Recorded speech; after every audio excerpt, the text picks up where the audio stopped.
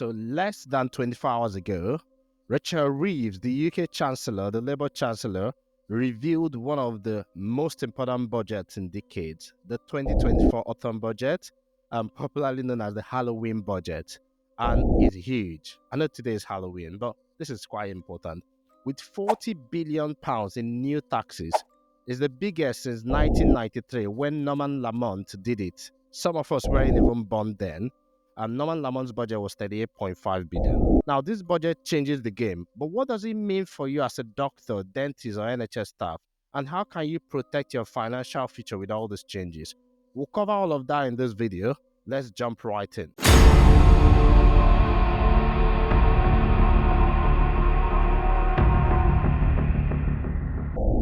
First, the good news. Let's start with what didn't change. One, ISAs. The ISAs remain untouched. ISA allowances haven't changed. Despite the widespread speculation, the annual ISA allowance remains at £20,000 with no lifetime cap introduced. Now, this is a relief for many, especially investors like me, but I'm also glad that I sold off a lot of my non-ISA investment into an ISA just hours before this announcement. Now, stick around and I'll tell you why that move was crucial. The clue is in these three letters, CGT, so capital gains tax. Number two thing that didn't change, frozen personal tax allowance. Now, this is where things get a bit tricky. There's been no changes to the personal tax allowance or tax bands. And that's not necessarily good news for us. And why? Because of something called fiscal drag, FISCAL, fiscal drag. Don't worry, I'll explain fiscal drag clearly. But first, to understand this, let's review the tax bands. For those of you that are unfamiliar with the tax bands, here's a quick summary as shown on the screen for those watching on YouTube. And if you're on the podcast, you might want to go and check it on YouTube. 1. The UK tax bands for 2024-2025, you start with the personal allowance. So £0 to 12,570 is taxed at 0%, no tax. But the basic rate is 12,571 to 50,000, is taxed at 20%, while for the higher rate, it's from 50,271 to 125,000. You start at 40%. And remember, above 100,000 is when you start falling into that horrible 60% tax trap. If you don't know what the 60% tax trap is, check out my detailed article on it on MoneywiseDoctor.com. It covers it in very good detail. All right, the game has changed. HMRC has changed the rules around claiming back taxes for your professional expenses. Thousands of doctors like you have used the guide on MoneywiseDoctor.com/tax relief guide to claim back several thousands of pounds in tax relief for things like GMC, MDU, BMA, Royal College expenses. And previously, you could just walk through the guide we made online and do all of it online and get your tax relief. But now HMRC has made some changes. You can no longer just do it all online. You can start the process online, but you now need to post the actual paper receipts to them. Of course, you would have known all about this if you are subscribed to the MoneywiseDoctor.com weekly newsletter. If you've missed out, if you haven't been getting that newsletter, that means chances are that you're missing really quite useful financial insights and tips that we share on weekly basis. So what are you waiting for? Head over to www.moneywisedoctor.com/subscribe to make sure that you're getting all the insights we're sharing weekly in terms of investments, pension, taxes, ISAs, and every other thing that is really quite useful for doctors to make smarter financial decisions and avoid costly mistakes. We'll jump right back to today's episode. Now, for the additional rate tax band, obviously, it's over £125,140. It's taxed at 45%. Now, what happens with the fiscal drag? What does it really mean? Think about it think of inflation like a conveyor belt that nudges your income higher over time. So your salary might increase to try to catch up with inflation, but this does not necessarily make you any wealthier because inflation eats away at the extra earnings anyway. So you don't necessarily have higher purchasing power or feel any richer just because your salary has increased in cash amount.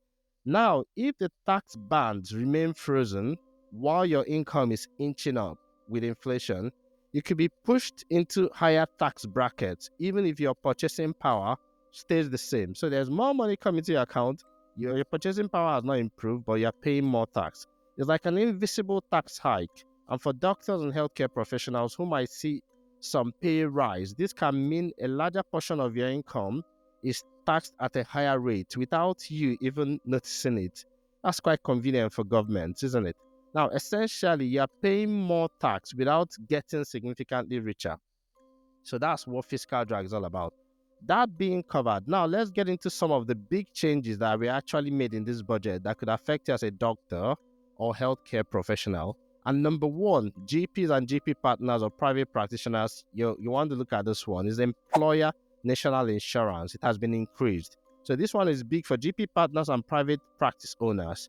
Employer NI is going up from 13.8% to 15%. That's a whole 1.2% increase. And the threshold to start paying it will drop from £9,100 to £5,000. That's a big drop.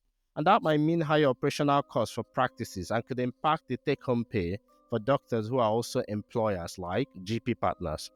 On the other hand, the employment allowance has been increased from £5,000 to £10,500, and this is to help small businesses, but it may not fully offset the cost for larger practices.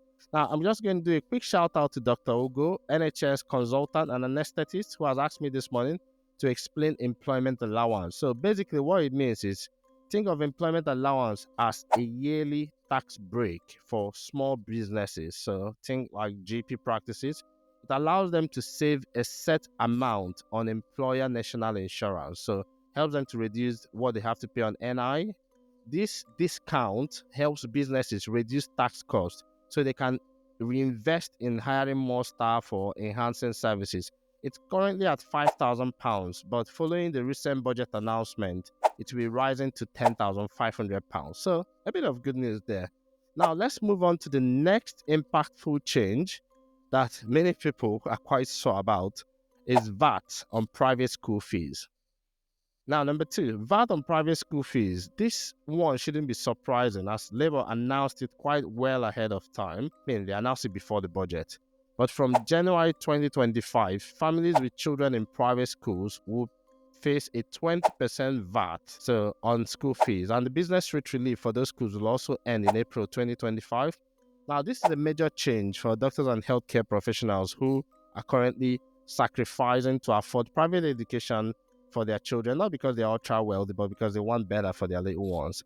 For instance, an NHS consultant in the Moneywise Doctor community shared that both he and his wife, who is also an NHS consultant, they've driven their older cars for more than 10 years, live modestly in their smaller house, and don't take fancy holidays, all to support their children's private education. So this VAT increase feels like a heavy blow to such families, effectively raising the school fees they have to pay by 20%.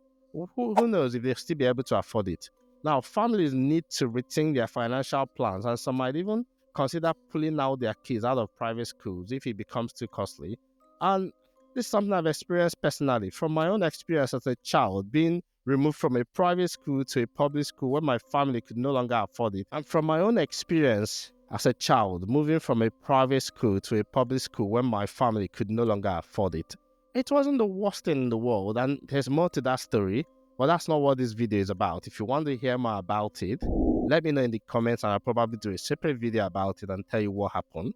I think I turned out all right. What do you think? Now, interesting fact, for every child in private school, the government actually saves about £6,000 annually in expenses they should have spent on them in state schools. And the Institute of Fiscal Studies actually estimated it as between £4,900 and £6,900. Oxford Economics also knows that private schools save the UK government around £3.5 billion annually by not using the state-funded resources. So the implications of these VAT changes, they might extend beyond the personal finances of parents to potential broader economic impact. That's something to really consider. I'm sure Labour government thought about it.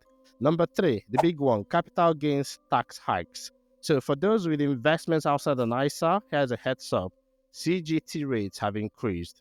The basic rate has jumped from 10 to 18% and the higher rate from 20% to 24%, effective immediately. So it's happened already. So I'm glad I sold off some of my non-ISA investment just hours before this budget was announced, actually a day before. Now, if you follow my weekly newsletter, you'd have seen this heads up in the last week's email and you'd have known that this was a plan. This is what I was going to do. So if you're not already subscribed, make sure to join. with the link below for timely insights, or head over to moneywisedoctor.com/subscribe. Now, this other thing might be a cheering news for those of you intending to buy a second home or buy-to-let landlords. If you're intending to be that, residential property rates remain the same at 18% and 24% for basic and higher rate taxpayers, respectively. That surprisingly didn't change. I thought that might change. Number 4, pension changes and inheritance tax. Here's one to pay attention to, especially as a doctor or healthcare professional.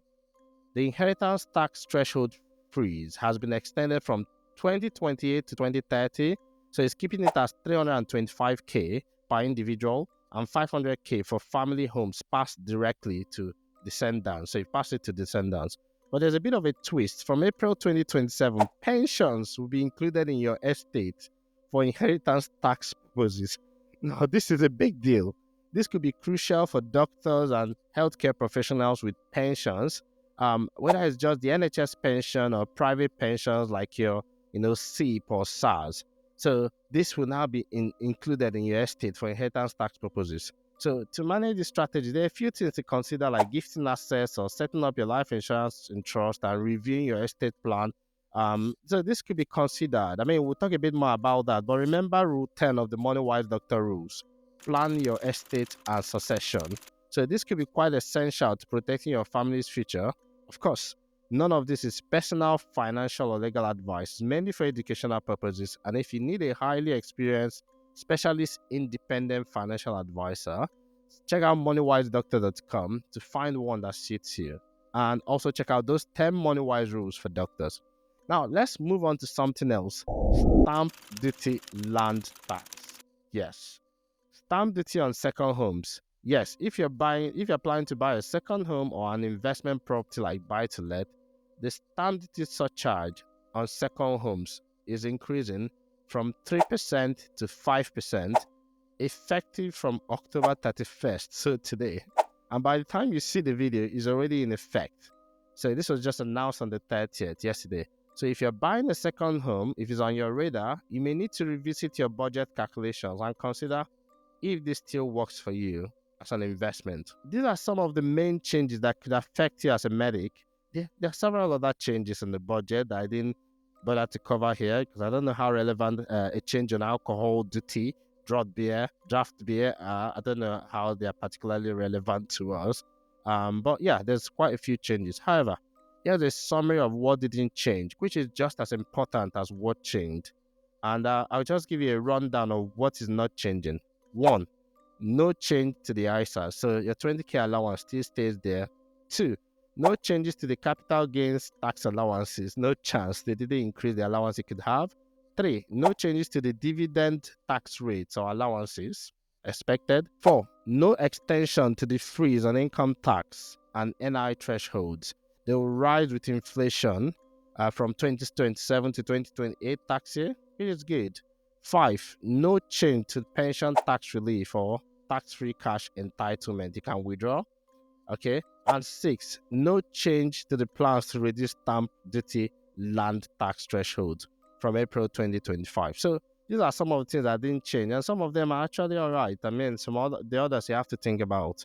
Now, you might be wondering, what can I do to handle these changes? What should I do? Well, while everyone's situation is unique, here are some steps I'll consider. Again, not personal financial advice because I don't know your unique situation. I'm not your financial advisor. Good news first. 1, Labour's budget didn't touch the annual ISA or pension allowances, which means the £20,000 annual ISA for adults and £9,000 for junior ISA limits are still quite safe. So you can contribute up to £60,000 as well annually to your pension tax-free. So pension allowance is still there. So being tax efficient is more important than ever now. Here are some tips to consider.